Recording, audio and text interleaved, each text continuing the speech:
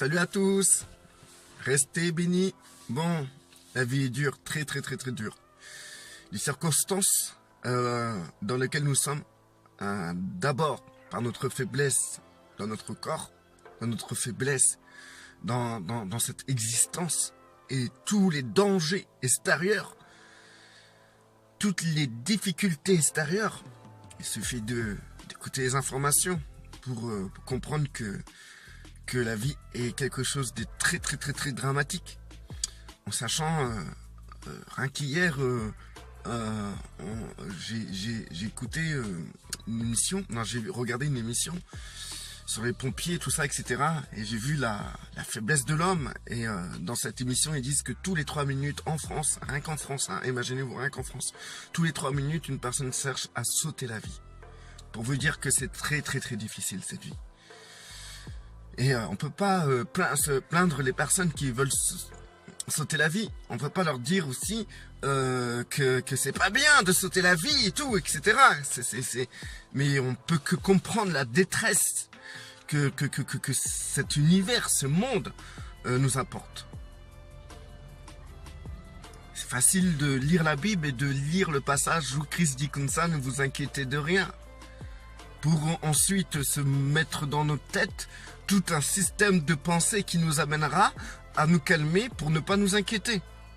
Chose qui dure un moment. C'est difficile. Donc, ce qui me pousse à faire cette vidéo, c'est de faire comprendre déjà aux personnes qui viennent à Christ que en fait, ils se disent, oui, maintenant, quand dire je viens vers Dieu, donc tout ira bien. Et ma vie va changer, je vais prospérer dans la société, je vais réussir professionnellement, économiquement, je serai plus faible, je serai au-dessus de la maladie, tout ira bien pour moi en fait. Et quand on constate qu'en résultat, parmi de nombreux frères et sœurs, des personnes qui tombent malades, des personnes qui échouent professionnellement, des gens qui se retrouvent à la rue, des personnes qui perdent leurs biens, des frères et des sœurs qui perdent des proches, des enfants. On peut se dire, mais attends, il y a un problème là entre ce que j'ai compris dans la chose où Christ nous amène à ne plus nous inquiéter de rien, où il nous dit de ne pas nous inquiéter, et aussi où il nous dit de venir vers lui pour trouver du repos, et le fait que nous constatons toutes ces personnes qui ont fait confiance et qui font confiance en notre Seigneur se retrouver dans des situations assez affolantes. On se peut se poser des questions. Est-ce que Dieu ne serait pas fidèle à ce qu'il a pu s'engager dans les Écritures? Beaucoup vont se rassurer. Ils vont se dire, mais attends, l'autre, s'il lui arrive ça, c'est qu'il pêche. Ou s'il lui arrive ça, c'est qu'il ne fait pas la volonté de Dieu. Combien de fois les gens m'ont dit, parce qu'ils étaient contre mes vidéos, que Dieu va me châtier, me punir. Ils attendent de la part de Dieu que qu'il vienne me punir. Et quand on voit des personnes qui font vraiment la volonté de Dieu, qui sont correctes et qui tombent malades et qui en meurent, on peut se dire que tout ça est une grosse confusion. C'est une grosse confusion. On ne sait plus où mettre de la tête. On ne sait plus à qui faire confiance. On se dit, mais est-ce que j'ai raté le coach? Est-ce que j'ai raté quelque chose, Seigneur? Pour en arriver à cette situation, pour en arriver à vivre toutes ces choses qui me retournent complètement.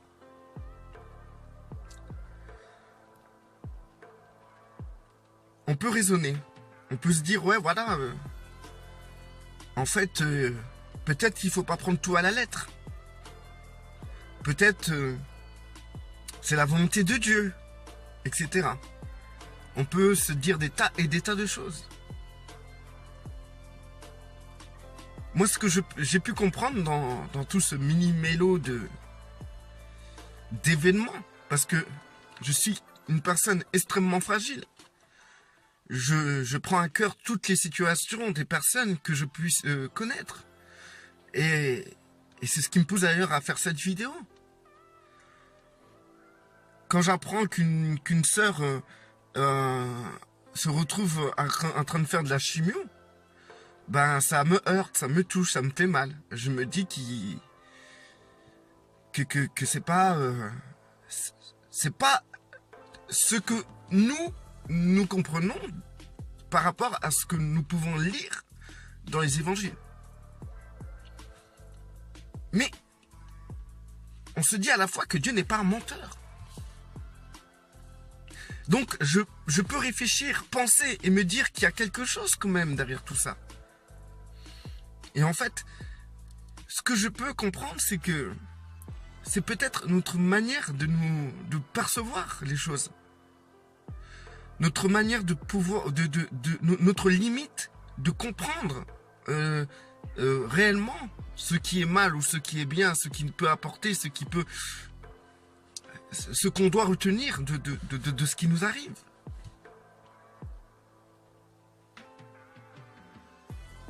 Peut-être notre éducation théologique de la Bible nous amène à comprendre que la maladie est quelque chose de mal. Et que cette maladie peut rien apporter de bien. Et du coup, nous voyons cela comme un châtiment, comme quelque chose qui est injuste. C'est pas quelque chose qui doit nous arriver. Nous devons avoir un corps en pleine santé. Si vraiment nous sommes bénis, c'est ça que nous devons avoir la santé. Mais j'ai jamais vu autant de chrétiens malades. J'ai jamais vu autant de chrétiens malades que dans les églises. Je suis certain que dans chaque église, tout le monde prend des cachets pour quelque raison que ce soit.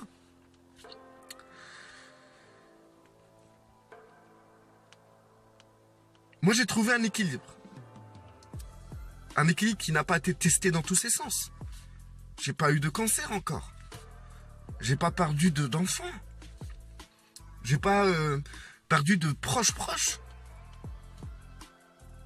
J'ai perdu des amis. J'ai perdu des frères en Christ. J'ai pas encore perdu de membres de ma famille que je tiens énormément. Je me suis pas retrouvé encore à la rue avec mes enfants. Je me suis déjà retrouvé à la rue seul. Mais avec ma famille, non. Je ne suis pas arrivé à un point où on m'a amputé d'une jambe ou amputé d'un bras. J'en suis pas arrivé là encore dans ce que j'ai pu comprendre. Mais dans toutes les épreuves que j'ai pu avoir jusqu'à aujourd'hui, j'ai compris quelque chose. J'ai compris que, en fait, c'est notre manière de percevoir les événements qui faussent notre compréhension envers l'amour de Dieu envers nous. Il faut considérer que la maladie ou les épreuves qui nous arrivent, c'est pas ce qui est dramatique en soi. Je vais en venir, hein, vous inquiétez pas. Je fais une approche douce de ce sujet parce que je sais qu'il y a des gens dans la détresse qui vont écouter et que être brusque comme ça, c'est très très très dangereux. Ça peut leur faire mal. Donc je vais doucement dans l'approche. En fait, il faut considérer peut-être autrement notre corps, nos biens, notre environnement. Parce que on s'approprie les choses. Donc par exemple, si je roule et je fais un accident de voiture, j'aurai rien. Imaginons, j'ai rien physiquement, mais que ma voiture est détruite. C'est comme si moi j'étais détruit. Si jamais, par exemple, on m'ampute d'un bras, ça sera la fin de la vie pour moi, parce que j'ai pas la conception de ma vie avec un bras en moins. Et je trouve que c'est injuste que moi qui crois en Dieu, qui a accepté Christ comme Seigneur et Sauveur, qui croit en lui, qui prie, qui met son espérance en lui, on m'enlève un bras, c'est pas juste. Et en fait, le problème, il est là, dans mon raisonnement. Au lieu de me dire que sans ce bras, je pourrais toujours profiter des miens et être là pour les miens et surtout être en paix avec Dieu.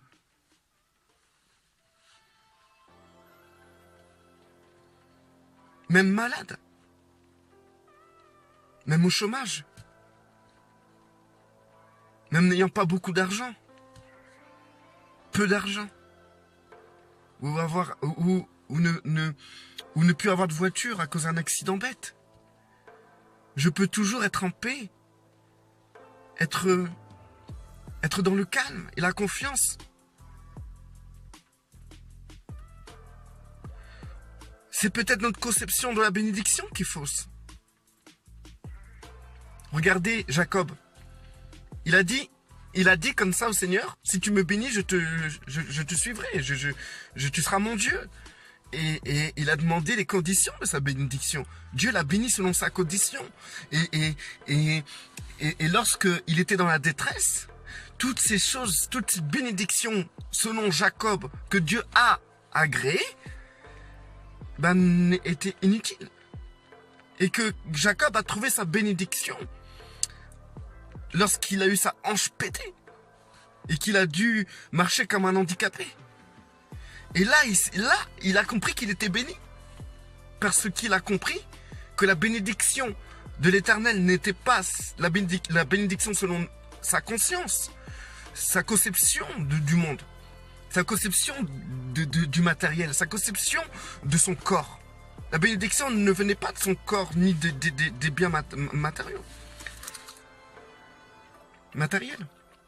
La bénédiction, c'est pas son environnement. La bénédiction, c'est pas ce qu'il a acquis, c'est pas sa santé, c'est pas qu'il ait ses 4 membres ou qu'il puisse courir et marcher comme tout le monde. Sa bénédiction, c'était simplement qu'il ait la faveur de l'Éternel. Quel que soit ses biens, quelle que soit sa condition physique. Parce que lorsque Jacob s'est considéré vraiment béni par l'Éternel, lorsqu'il a lutté toute la nuit avec l'ange de l'Éternel, il a perdu tous ses biens. Parce que avant de lutter contre l'ange de l'Éternel, il a donné tous ses biens à son frère pour que son frère puisse l'épargner. Et ensuite, dans son corps, il a perdu la santé. Et c'est quand il a perdu ses biens et sa santé qu'il a compris que la bénédiction ne venait pas de la santé ni de ses biens, la bénédiction venait de la faveur de l'Éternel. Et parfois, frères et sœurs, en Christ, pour comprendre la bénédiction de l'Éternel, il faut payer le prix. Et ça peut faire mal. Je vous dis pas que vous allez vivre des trucs dramatiques comme ça. Mais il y a une chose qu'on va tous vivre. Si l'avènement de notre Seigneur ne vient pas dans notre génération, c'est la mort. On va tous franchir l'agonie. On va tous franchir la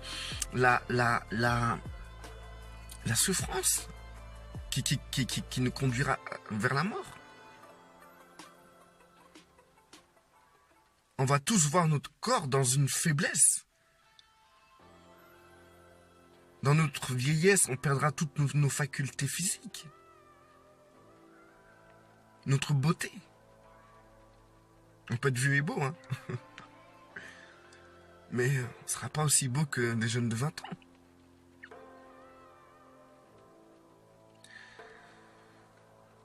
On perdra beaucoup de choses. Et à l'instar de Jacob, c'est dans la perte de notre capacité, de notre force,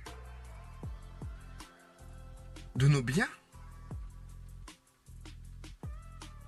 qu'on peut comprendre que ce qui est important et ce qui est une bénédiction, c'est la faveur de l'Éternel.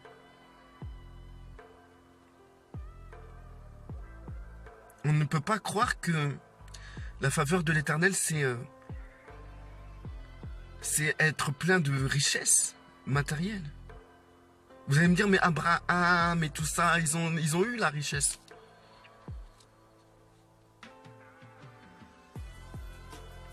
À part si tu t'appelles Abraham, moi, je sais pas pour toi. Mais si tu t'attends à avoir de la richesse, tout ça et tout, toujours la santé, etc. Eh ben, je peux te dire et tout que tu pourrais être surpris. Et dans cette surprise, est-ce que tu pourras tenir ferme et debout? Parce que toute ta conception de la bénédiction sera bafouée. Et tu te croiras maudit chez les maudits. Qu'en vérité, non. Le Seigneur veut te montrer que sa faveur, sa bénédiction, eh ben, se dévoile dans ta faiblesse. Dans ta pire faiblesse. C'est quand tu pêches que la grâce abonde, frère. Pour vous dire encore, pour pas faire trop long, on vit dans un monde qui tous les jours se meurt. Mais il y a un truc qui restera. C'est la faveur de l'Éternel. Et lorsque même vous serez dans la mort, vous serez vivant. Pour ressusciter, il faut mourir. Donc, restez bénis, soyez forts. Soyez forts, soyez fortifiés. Et surtout, trouvez le calme et la confiance dans ce que vous perdez. Trouvez le calme et la confiance dans votre faiblesse, dans la maladie. Je n'ai pas tout expérimenté. Je peux pas dire que je serai calme dans telle ou telle situation. Mais jusqu'à maintenant, aujourd'hui, je suis calme et confiant. Et vous savez très bien que dans ce monde, il se passe des tas de choses. Et tous les jours, on vit des choses dures. Donc, à vous, dans votre situation, de trouver une stabilité dans l'Éternel.